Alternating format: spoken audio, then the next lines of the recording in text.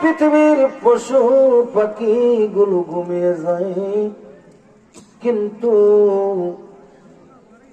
আল্লাহ প্রেমিক মানুষ যারা রবের গোলামি করে, রবকে এক সেকেন্ডের জন্য ভুলে না, এই পাগলের রাতে ঘুমাইতে পারে না। সুবহানাল্লাহ, সুবহানাল্লাহ। এরা কি করে না? জোরে কোন? এরা রবের গোলামি করে। কি করে? আর রহমতের দরজাটা তখনই খোলা থাকে। সুবহানাল্লাহ, জোরে কইতেন না? সুবহানাল্লাহ। সুবহানাল্লাহ কত টাকা লাগে? তাহলে কই আলাবেন? আল্লাহ বলে রহমতের দরজা খুলে দেই,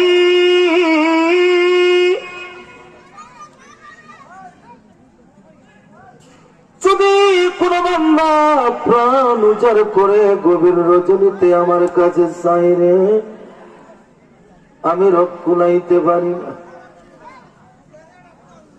সপ্তম আকাশ ভেদ করে প্রথম আসমানে নামি। সুবহানাল্লাহ কোন?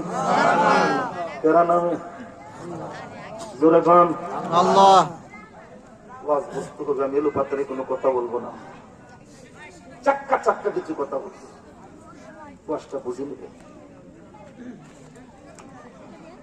আমি রব সপ্তম আকাশ থেকে প্রথম আসমানে আসি, যখন দেখি আমার বান্দা চাই, প্রাণ উজাড় করে চাই, আমি রব আমার বান্দার সম্মুখে দাঁড়িয়ে যাই।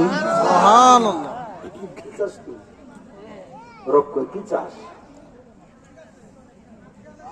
চোখের বাণী গাল বেবে পড়ে, গুনাহ করতে করতে অন্তর জ্বালিয়ে দিয়েছি, তোমার দরবারে হাজির হয়েছি। রব রে, গুনাহ মাফ করো, তওবা করলাম, গুনাহ মাফ করে দাও।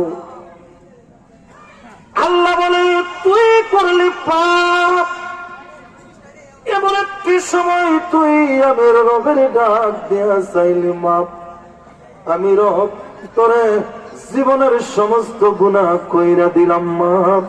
জোর জোর কোন গো মারহাবা। সময়টা কখন? তাহাজ্জুদ। কখন? জোরে বলুন কখন? জীবনে কোনদিন পড়ছেন আপনারা?